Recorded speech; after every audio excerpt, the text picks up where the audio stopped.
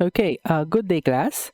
What we're going to talk about today is clear targets. Now, if you may recall, in making high quality classroom assessments, we need 5 keys. Okay, the first key is having a clear purpose. This is deciding if you want to use formative or summative assessment to achieve a particular goal. Now, alongside clear purpose, we also have to set clear targets. Okay, so when we say clear targets, this is usually setting the targets or the objectives of a particular lesson. Okay, so according to our reference, we have 5 different types of targets in the classroom. These are knowledge, reasoning, skill, product, and disposition targets. Okay, so what you see here in the slide right now are the short definitions of the learning targets are as given by Chappuis et al. In 2014.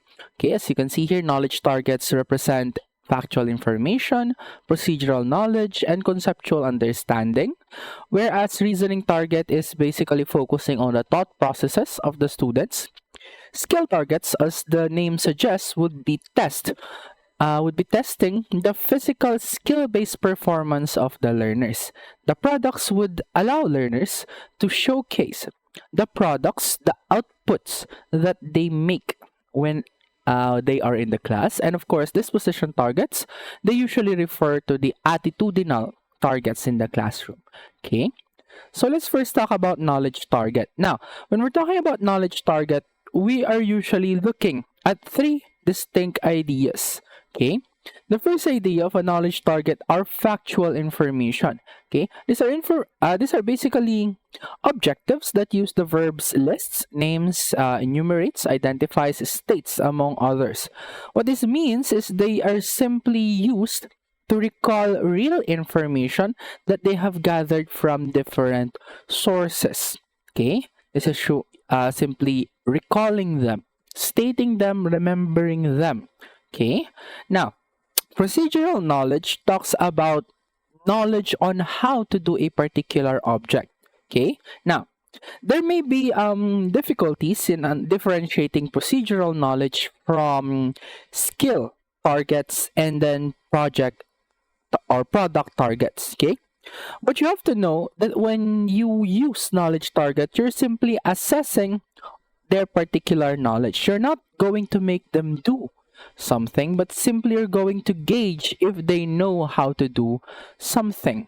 Okay, because going out of your way to have your students perform a particular procedure would typically have targets outside of the knowledge target.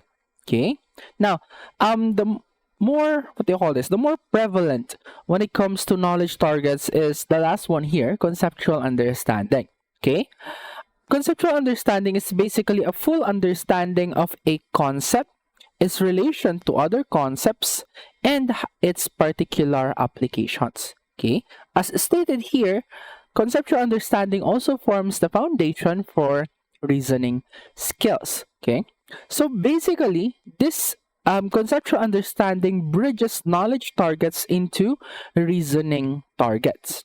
Okay, aside from that, knowledge targets are also considered as the base of all knowledge of all other targets. That is to say that you cannot use skill targets or product targets or disposition targets or reasoning targets without first establishing knowledge targets. Okay, so ito yung target na hindi mawawala whenever you plan a high quality classroom assessment. Okay, so as you can see here, okay, in this slide, it is stated that there are many information on the internet. Okay, so usually our task as a new citizens of the digital era, okay, is not to acquire a lot of knowledge, but rather to identify which knowledge is most essential in the achievement of our objectives. Kasi napakarami po niyan. Okay? Ang role natin as teachers is to filter out ano yung kailangan ng bata, ano yung hindi kailangan ng bata, at ano yung mga information na pwede nilang i-handle on their own. Okay? Not only does this reduce paperwork, but this also allows students to explore on their own outside of your main objectives. Okay? Kasi habang parami ng parami yung information on the internet, of course, mas mahirap silang i-discuss lahat-lahat sa isang classroom. Okay? So what you see here in figure 3.3, also extracted from Chappuis et al., okay, you see their examples of knowledge targets. Okay, so since this one is already in your module, I'm going to pass through it, but I do hope that you have read this so that you may have an idea on what knowledge targets look like. As you can see here, they mainly focus on the enumeration, the showcase of knowledge. Okay, no editing, no analysis, just a showcase of knowledge. Okay, so at this juncture, I'd also like you to download your respective curriculum guides, because from your respective curriculum guides, you will have to extract objectives from each of your grading periods. Okay. Now, this slide states that whenever you task students to go outside of the learned rules, judge a scenario, or anything that requires reasoning, they are usually not knowledge targets. Okay? To identify knowledge targets, you simply, or most of the time, you look at the verb. If the verb is simply to enumerate, to list, to describe, okay? These particular verbs usually are knowledge targets if they are simply going to state their particular understanding, okay? So now we move on to reasoning targets. When we talk about reasoning targets, they basically, as stated here, reasoning targets specify thought processes students are to learn to apply effectively within a range of subjects, solve problems, make inferences, draw conclusions, form and defend judgment. Okay? Now, this is the step where students are to use their knowledge to achieve a certain outcome, an outcome that is outside of the rules of knowledge, or outcomes that are unique to the individuals themselves. Okay? So according to the reasoning targets, this usually uses the verbs predict, infer, classify, hypothesize, and etc. etc. Okay? What's important to note is that there are 6 patterns in forming reasoning targets. Okay? And these patterns are basically inference, analysis, comparison, classification, evaluation, and finally synthesis. Okay? In our next lessons, you would most likely remember these terms, okay? Because our next lesson would focus on the domains of learning, particularly one of them would be the cognitive domain of learning. Okay? So dun yung makikita ulit itong mga patterns of reasoning na ito. Okay? But for now, what you need to understand is that reasoning allows the students to create new knowledge from their existing knowledge. Yun yung pinaka-goal ng reasoning targets. Okay? So the first reasoning pattern is inference. Under inference, we have 2 particular types. You have inductive reasoning and deductive reasoning. Okay? So, basically, an inference is a guess that is based on information. You're given an information, and then you are to make hypothesis on this particular information. This can be used for predicting, this can be used for generalizing, okay, etc., etc. Okay? So, inductive inference uses information to build up or infer a generalization. Okay, sorry for the pause there. Now, as we are talking, okay, we define inductive inference as a way of gathering specific information to build up a general inference. Okay, so some examples of inductive inference are finding common attributes, examining information to achieve a conclusion, making analogies, generalizing, recognizing relationships, and building and testing a hypothesis. Okay, so how does this work exactly? Okay, so for example, it's like this. You are sitting on your chair one afternoon, and then you feel an increase in temperature. Okay, that's one information. Okay, now the second information, you smell smoke. Okay, the smelling of smoke and then increased temperature. You're starting to build up an idea of what is might be happening.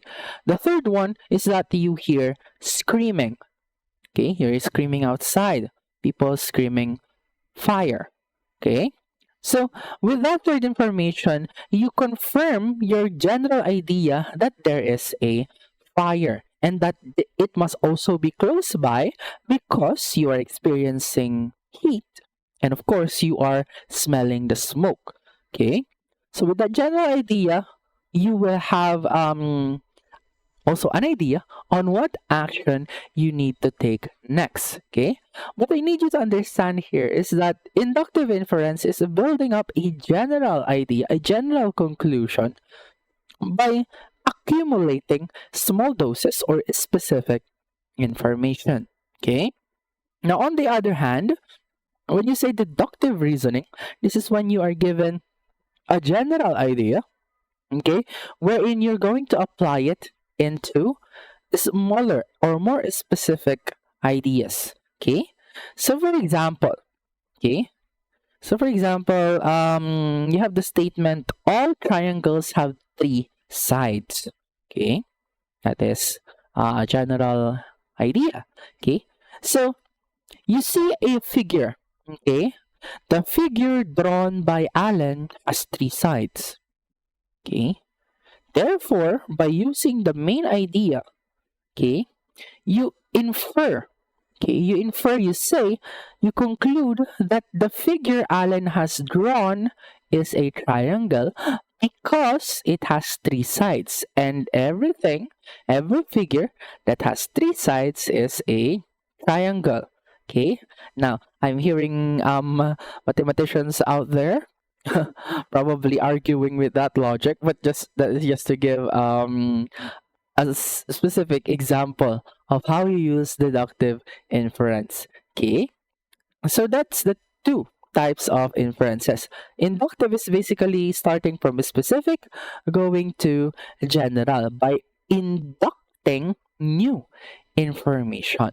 Okay, and deductive inference is starting from a general statement going to a specific statement by deducing that a particular scenario fits in a more general scenario.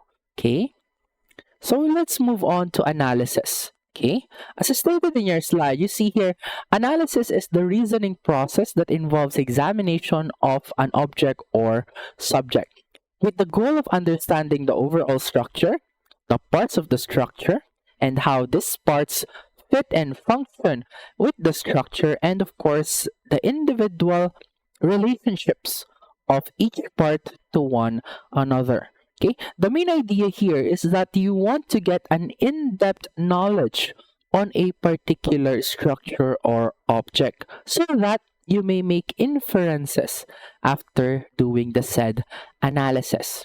Okay? An example of analysis as given by Chappuis are as follows. Yung tatlo po nakikita nyo sa inyong slide. Number one is analyzing a controversial decision. Okay? So, what controversial decision do you think happened recently? Okay? One decision I'm thinking of is the decision to remove the barriers in the West Philippine Sea. Okay, if you recall, these barriers are set up by the Chinese Coast Guard para daw ma-safeguard yung kanilang territory. And the Philippine Navy, or the Philippine Coast Guard, if I remember correctly, and unfortunately hindi ko lang pagkakaiba sa kanilang dalawa, please research on that. Okay, the Philippine sovereignty basically decided to remove these barriers. Okay, so it's a controversial decision because, of course, usually we don't want to anger China, but at the same time, we also want to protect our sovereignty because our fishermen cannot fish in their native land. Okay, so as a student, you may try to analyze the benefits, the pros and cons of such decision. But the thing that you are doing in that moment is, of course, analysis. Okay? Then we have to conduct an experiment to analyze a compound to determine its component chemicals. Okay. Now, I remember one time in our biology class when we were tasked to dissect a frog. Okay. So, the steps are a bit complicated. You have to, what do you call this? You have to tranquilize the frog, and then when it is tranquilized, you can open them up, and then you will see the individual organs of the frog with the main idea of pinpointing each of the organs and then closing the frog up such that it's still alive after the procedure.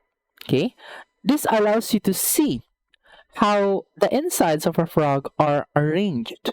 Okay, and it allows you to analyze what happens if you remove one part or if one part is damaged, etc., etc. Okay, now the third example here is basically determining the meaning of unknown words by breaking them into prefixes, suffixes, and root words. Okay, usually these are done by Filipino and English majors when they are trying to learn a new vocabulary. Okay, so next up, we have comparison. When you say comparison, this is basically comparing and contrasting two or more subjects. You do this by using a Venn diagram. Okay, a Venn diagram is basically two or three circles that has an intersection, okay, between them. Okay, I do implore you to search what a Venn diagram looks like if you haven't seen one. But basically, these are two circles with an overlapping area. Okay, to represent two ideas. The overlap between the circle represents the similar ideas that are found in the two circles. Okay, but another example of the chart that you use here are T-charts. An example here is given by Freeman in 2023. Okay, sa T-chart na to, you differentiate verbs and nouns. Okay, so usually when you are comparing, okay, you are basically doing two things. Now, for more simple comparisons, you're comparing two objects, two or three objects based on a given criteria. Okay, a more complex skill or a more complex variation of comparison is when you are comparing two or more objects and deciding which characteristics are actually worth comparing. Okay, because for example, if you ask a student, can you please compare democracy and monarchy? Okay, a student can say they have differences in spelling. Magkaiba pa yung spelling nila. Okay, tama nga naman siya. Magkaiba nga yung spelling ng monarchy and democracy. The problem is it worth comparing based simply on their spelling? Of course not. Okay? The answer of magkaiba po yung spelling nila, that is one of the basic lowest levels of comparison. Okay? But again, you have to decide, or you also have to develop the skills of the students to determine which aspects of two things are actually worth comparing. Okay? Is it worth comparing the number of governments that are using monarchy and democracy? Might be. Okay. Is it worth comparing their etymologies? That might be okay. Okay, etc., etc. Okay. You also have to determine if two things are actually worth comparing. You would not compare a knife to a tire because you cannot see how exactly am I supposed to look at these things. A knife that is used for cooking and a tire that is used for transportation. Parang ang hirap makita. Kapareho ba sila ng kulay? And at the same time, you ask, is it worth comparing pag hindi mo naman alam at sobrang layo naman ng kanilang fundamental uses? Okay? So, according to here, you also have juxtaposition. When you say juxtaposition, this is basically placing two things, okay, in close proximity to each other to show their stark similarities or differences. Okay? So for example, pag pinagtatabi mo yung mga two controversial figures, number one, you have Abraham Lincoln. Number two, you have Adolf Hitler. Okay? So, Ano ba yung pagkakaiba nilang dalawa? Pag pinagtabi mo kasi sila, one freed the slaves of America, the other one advocates fascism, which basically believes that there is a superior race, where the other, Abraham Lincoln, actually believes that everyone should have equal rights. Okay? So, when you put them side by side, that's an example of juxtaposition. Okay? Sometimes you're showing here two stark ideas. Okay? For dramatic effect, or to simply show how two ideas are different. Okay? Paulit-ulit na, I'm so sorry. I'm going to move on to the next part. You have classification. Okay? So when you say classification, this is sorting things into categories based on certain characteristics which may be predetermined or clearly defined. Okay? Now, in order to classify, first things first, you have to know how to observe and identify the properties of an object. Okay? So, how do you do that? So, of course, you have to note which distinct characteristics may be helpful in classifying things. Okay? Pag sinabi kung saan mo sila i-classify, then you do not need to determine which are the particular salient characteristics. Okay? For example, you classify these objects by height. Okay? Paki-classify naman sa kanila kung sino yung matatalino, sino yung hindi. Paki-classify naman kung alin yung pinaka-essential, alin yung pinaka-hindi. Okay, when you're given a criteria, usually, i-observe mo na lang, and then, with each object, you give an evaluation to, if they belong in a classification or another. Okay, an example given here is Pinoy Henyo. Okay, di ba sa Pinoy Henyo, you are to guess the word that is placed on the forehead of a player. Okay, a player starts with general ideas, okay, and then classifies, okay, which next keyword can fit in the previous keyword that was given. Okay? So next you have evaluation. When you evaluate, this is when you when you express an opinion, a point of view, or judgment, or a decision, and you defend that particular output.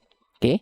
Sabi dito, there are three parts to a evaluation. The first one is the assertion. What is your hypothesis? What is your argument? Okay? Pangalawa, how did you arrive to that argument? The criteria where the assertion is based on. Ano yung mga environments? Ano yung mga prerequisites? Ano yung mga given? Okay? And finally, the third one, the evidences that support your assertion. Okay? They further noted, or our reference further noted, that the student's ability to make assertions but failing to substantiate it with evidence is not evaluative reasoning. So, hindi po kasama sa evaluation yung assume ka lang ng assume na wala ka namang ebidensya. Okay? Hindi po pwedeng ibabase ko na lang sa hula yung evaluation. Okay? Proper evaluation requires evidence. Okay? So, paano ba to? Diba?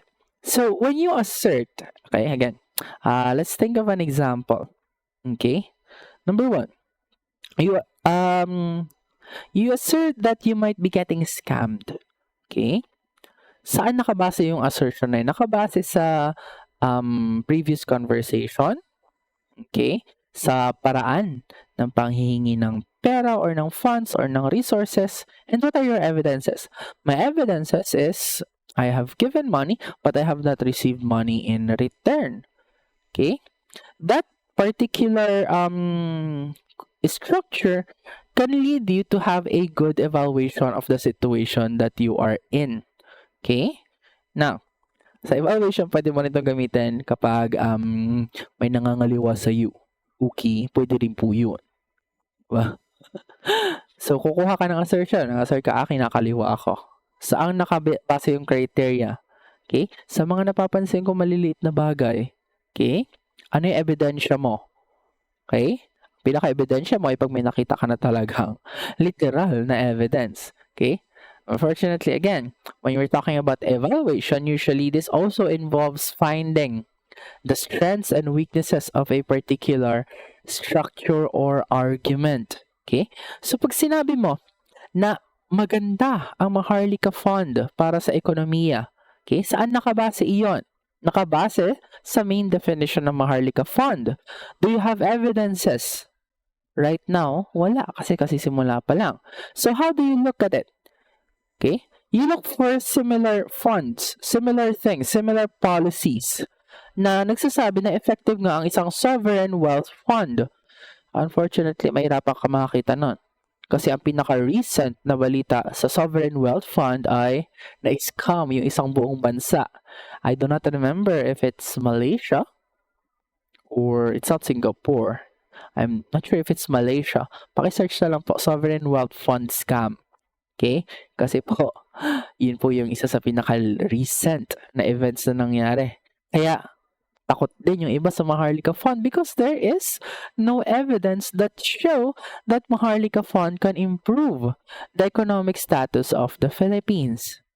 And, kung ibabase sa malalapit na evidences, mahirap na magtiwala. Okay? Several parts, examples of evaluative reasoning is given by Chappuis et al. As you can see here. Okay? So I would leave that for you to study, especially since a lot of these fields can relate only to your major. Okay? So next we have synthesis. This is the final pattern of reasoning. Okay? So when we talk about synthesis, this is basically the idea of making entirely new knowledge from the knowledge that you have accumulated. Okay, sabi dito, this is the process of combining discrete elements to create something new. So when we say discrete, this means unique. This means different from one another. That's what it means when you say discrete. Okay, in the educational context, this process tasks students to use their knowledge and skills to create a coherent output or something that is theirs. Okay? Since iba yung mga prerequisite knowledge ng students at iba yung paraan nila ng pagbubuo, okay? Pagbubuo ng isang general idea, this means na dapat when you are doing synthesis, ang inaasahan mong outputs ay original outputs. Kaya ang cringy when some of the college students na pag pinapagawa mo ng essay, pare-pareho yung sinasabi. Minsan pare-pareho pa yung pagpe-present ng information. That's problematic kasi wala pong originality and hindi yun yung inaasahan mo sa isang essay. Okay? Kasi po, synthesis is basically getting information first, looking at the related information na pwede mong pagsama-samahin, okay? And how do you present this information to create something new?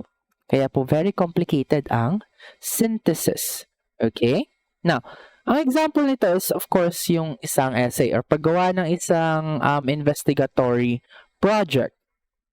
Pero project ko na pala yan. No? So, let's just say an essay. Okay? An extended essay perhaps. Okay? Sa extended essay, gagawa ka. Mamimili ka ng mga information na i-present mo. Sometimes, kailangan mo i-present lahat. Okay? You enumerate the applications, okay? And then you enumerate the strengths and weaknesses, and then you devise a particular idea on how that particular topic can be used in a simple context. Okay? So, yung context po na iyon, dapat po unique po yun. How? How will it be unique?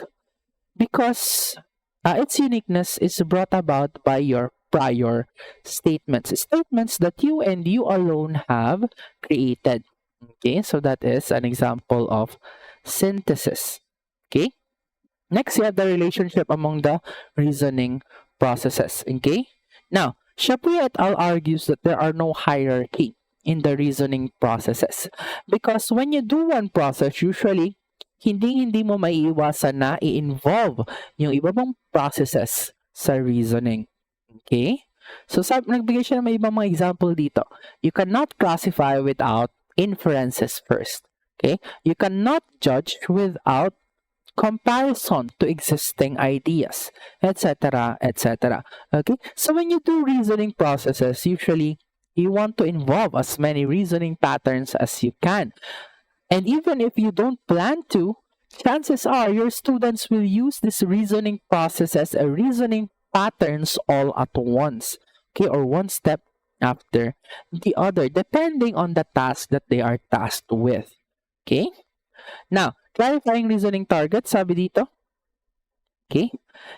Usually, magkakaroon ka ng problem with reasoning targets if you do not know what knowledge targets are. Okay? So, nagbigay po na example si Commodore in 2011. Okay? Now, for example, you have to look at how the state is measuring the target. For example, okay, you have the target understanding the scientific method. Okay? A knowledge target or a reasoning target. In this case, you look at it. Understands. Parang ang hirap na agad i-measure nun. When you say understand, ang nilalapit mo doon ay paano ba naintindihan ng bata? Meaning, it's conceptual understanding. Okay? So, ang idea, ang objective na understands the scientific method, you can say that this is a knowledge target if your goal is to get how a student defines or looks at scientific method. Okay? Now, if you are tasking the students understands the scientific method in its applications, that can be a reasoning target. Kasi you are using the students to look at the different applications of scientific method outside of what you have taught them. Okay? If you task the student understands the strengths and weaknesses of the scientific method, that can be under evaluation, which is a reasoning target. Okay? So how do you really decide if it's a reasoning target or a knowledge target? You have to look at what output you are identifying. Okay? If your output is an enumeration or simply stating kung ano yung mga ideas sa scientific method, that can be a knowledge target. If you are using outside the rules, if you are making students judge the scientific method, then that is a reasoning target. Again, pag reasoning target po, halos hindi na yan nakadepende sa verb. Nakadepende na po yan sa ano yung inaasahan mong gagawin po nila. Okay? So this next slide shows us the different things, or the different examples of reasoning targets. Again, nasa module nyo na po yan, so I'll leave it for you to read on your own, especially since may mga iba-ibang majors naman po dyan. Okay? The third target that we have are skill targets. So when we say skill targets, these are targets that require real-time demonstration or physical performance. Okay, so usually nasa psychomotor domain na ito ng learning. Some examples are this: oral fluency in reading, serving a volleyball, dancing, making role plays, etc., etc. Okay? So hindi lang po siya literal na sports, literal na what do you call this? Literal na moving arts. It basically involves also using the entirety of the skills of your students in a seeable, in an observable manner. Okay, anything that involves demonstration. Okay, so classifying skill targets. For the most part, skill targets are physical in nature and requires students to do procedural knowledge. So, yun yung pagkakaiba pala nila. Pag pinapagawa mo na, pag pinapa-demonstrate, pag pinapagalaw yung procedural knowledge ng learners, then they are skill targets. Okay? Diba? Ang bilis lang ng discussion doon because again, skill targets basically require students to demonstrate a skill rather than sabihin kung ano yung gagawin sa isang skill. Okay? So, here are some examples given in your module. Okay? So, next one we have product targets. When we say product targets, this is basically tasking your students to produce results. Okay? So, these results includes tables, maybe even essays. Okay? Projects, research, investigatory projects, etc., etc. So, ito yung medyo mahirap intindihan.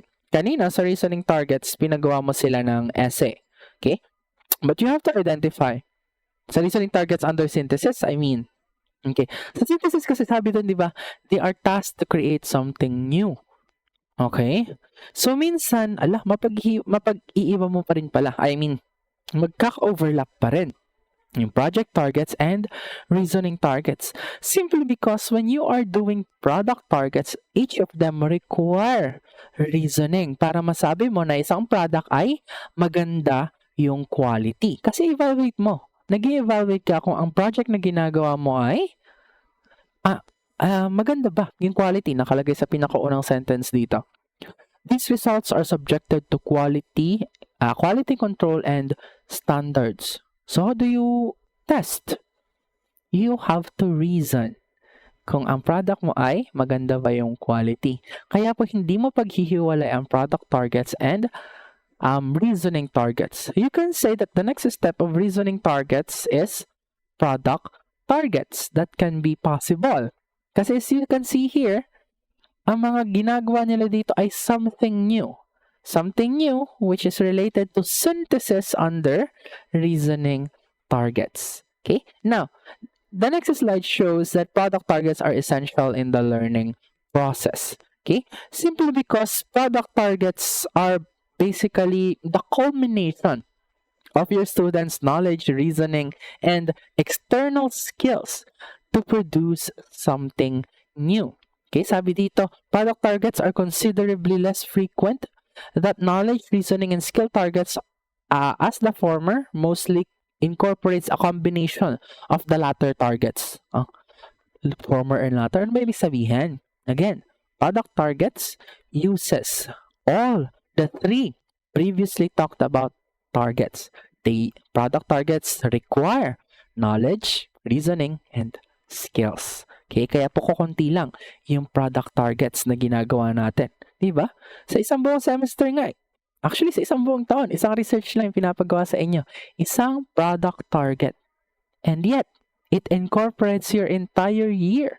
Kasi mahirap pong gawin ang mga product targets or at least some of the product targets.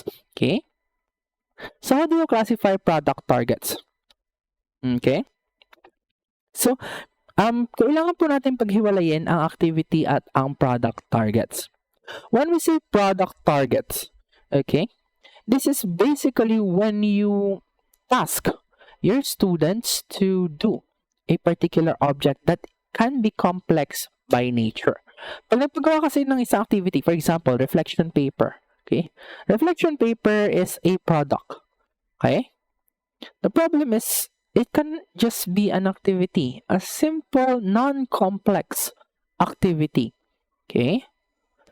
Kasi po magkaiba po yung scope ng activity at ng product. Okay? Sabi dito, in the last sentence, Chappuis et al. Simply stated that key question in classifying targets is what is the intended learning, not how will students demonstrate it. Okay? So, how exactly does that work? Again, you're simply asking, ang product target, okay, ay nagde-determine kung ano ba yung manifestation ng learning nila. Okay? Hindi mo tinatanong kung paano ipapakita yung manifestation na yun. Tatanong mo ano ang manifestation. You focus on the manifestation, you focus on the tangible outputs rather than the process on how they created that output. Okay? So, magkaiba po kasi iyon. Okay? If the curriculum standards call for a creation of a particular product or output, then it is a product target. Okay? Yun po yung mga sinasabi dito. And here are some examples. Okay? Oh, may mga din pala dito. Mga quite simple. So, yung essay na sinabi ko kanina, nagbe-belong pala siya sa product target if yun ang nire-require ng curriculum. And if it is an output of a demonstration, if it's a manifestation of learning rather than the process or rather than a demonstration. Meaning, they are tasked to make something new rather than simply stating what they have reflected on. Okay? So here are another examples of product targets. As you can see here, all of them require a tangible, an observable, and oftentimes measurable outputs. Okay? And finally, we have disposition targets. When we say disposition targets, these are targets that represent the effective nature of learning, which means that they focus on attitudes and feelings. Okay? They are not directly assessed and oftentimes are byproducts of the educational experience. Hence, hindi siya sobrang strictly na regulated or evaluated. Okay? They are best used as complements for formative assessment at all levels. Okay? So, minsan, pinapagawa tayo ng mga affective domain na objective. The problem is, hindi natin na-measure yon. Kasi nga, as stated here in disposition targets, they are basically just byproducts. Mga secondary results ng paraan ng mga learning experiences na binibigay natin. Pag natuwa sila sa isang product target, chances are maganda yung kanilang attitude towards the product target. So, yung disposition target natin, maaaring enjoyment, etc., etc. Okay? Sabi dito, there are three characteristics of disposition targets. Number one, a specific subject of focus, a positive or negative direction, and finally, an intensity or frequency. Okay? So, here are some examples of disposition targets. Okay? So, pag nagsiset po tayo ng disposition targets, kailangan pa rin natin gumamit ng SMART framework. Of course, yung specific, andun yan. It conforms to the idea na meron kang focus sa disposition targets. Okay? Yung measurable, medyo mahirap na yan. Kasi again, hindi po natin ina-assess yung disposition targets. Achievable can also be doubtful. Okay? Relevant. Importante po yun. It still should be valid. Meaning, dapat kumokonekta pa rin yung mga disposition targets mo sa objectives ng lesson. And finally, time-bound. Now, time-bound po. Ang problema kasi sa disposition targets, some disposition targets, when achieved, can affect the entire lives of the learners. Okay? Some disposition targets can only last for a few things. And of course, ang ibang disposition target, it takes weeks. Okay? Takes even months or even years to accomplish, especially kapag a very deep-seated yung disposition targets na yun. What you really want to do here sa disposition targets is to develop the attitude of the learners so that they may be in the morally good, okay? The morally good or socially acceptable values, okay? So, benefits of clear targets. Here are some of the benefits given there. Okay? To teachers, you know what to teach. Okay, of course, if you know the targets, you know that your teaching method should conform with those targets. Know what to assess. Okay, of course, alam mo ituturo, alam mo yung targets mo, alam mo kung paano dapat i-assess yung mga yan. Kapag knowledge target yan, i-assess mo yan gamit ang mga multiple choice, etc., etc. Knowing what instructional activities to plan, this is part of teaching. Avoiding coverage at the expense of learning. So, how does this happen? Minsan kasi, pag hindi natin alam yung targets, napapalaki natin yung discussion. Lumalawak yung coverage, pero the problem with that, pag lumalawak yung coverage, ano nangyayari sa depth? Wala, nagiging mababaw. Okay? Kasi nga, there's only a limited time to teach. And pag marami yung coverage, baka hindi na ma-internalize ng mga students. Okay? Ability to interpret and use assessment results. Okay? This has something to do with assessment as well. Okay? Siyempre, pag alam mo kung paano siya in-assess na mabuti, alam mo din kung ano yung mga evaluation criteria mo. System for tracking and reporting information. Okay? Because remember that when we are doing summative assessment, ginagawa natin yung to report. Pag alam natin na yung results natin ay nagko-conform sa standards ng assessment, mas marireport natin sila properly. Mas ma-identify natin kung anong formative assessments yung pwede nating gawin, etc., etc. And of course, common ground for working with other teachers. Okay? Kasi usually, ang mga teachers po sa DepEd, may sinusunod silang iisang curriculum guide. Okay? Kahit magkakaiba yung specific objective nila, yung mga standards na tinatawag ay pareho. Dahil pareho yung standards nyo, it allows you to compare and to, of course, collaborate with your teachers. ay nahirapan ako sa isang objective.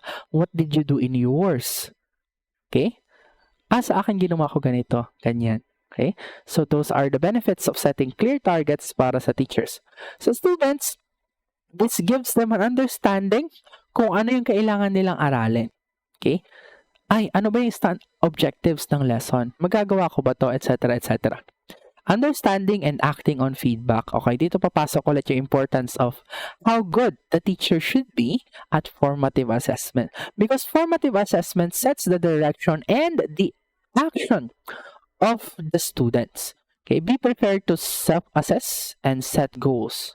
Okay, pag merong target yung teacher, okay, at kapag na-communicate yung targets na iyon sa learners, chances are yung learners ay magsiset ng goals that conforms with the targets that the teacher has set. Especially kapag ninegotiate yung mga targets na yon. Okay, class, minsan, okay, importante din na mag-communicate kayo with your students. Ano ba yung gusto nyo maabot? Ano ba sa tingin nyo yung kaya nyo? Okay, because with that, your students will feel involved in their lesson. Okay, finally, being able to track, reflect, and share their own progress. Okay, minsan kasi, meron tayong mga tinatawag na learned peers.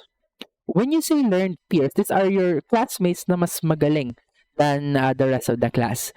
Yung peers na ito, yung mga learned peers, they are able to share their progress, their strengths and weaknesses to the other students. Kaya po ngayon, effective po yung tinatawag na cooperative learning. Okay? So, sa parents naman, of course, this allows them to help their children at home. This allows them to understand ano ba yung nakasulat na evaluation. Okay? And finally, focusing discussions and conferences. Okay? Minsan kasi yung parents natin nakafocus lang sila sa grades. Okay? Hindi sila nakafocus sa what are the reasons behind these grades. Pag meron ka pong clear targets, it allows you to understand, yung anak ko hindi naabot tong ganito. Ganyan. Ano kaya yung gagawin ko? Ano yung mga pag-uusapan namin ni teacher para pwedeng ma-improve yung experiences na yun? Okay? So those are some of the benefits of clear targets to teachers, students, and parents. Now, what's important in setting clear targets is, again, hindi po independent yung mga targets na yan. Okay? Lahat po yan ay interconnected. But we also have to base them in the standards that are given to us in our curriculum guide. Because once we have set our targets following yung mga frameworks na napag-aralan natin last time, yung VAXer, yung SMART, chances are clear na yung ating targets and we know or we will have a better idea on how to achieve them. Okay? And after you have set your clear targets, you can now make good and sound designs, which will be discussed after our quiz involving the beginning of this module up until the clear targets. Okay? So that is all for this recording, and I hope to see you all in our next classes. I hope you have a good day, class. Bye!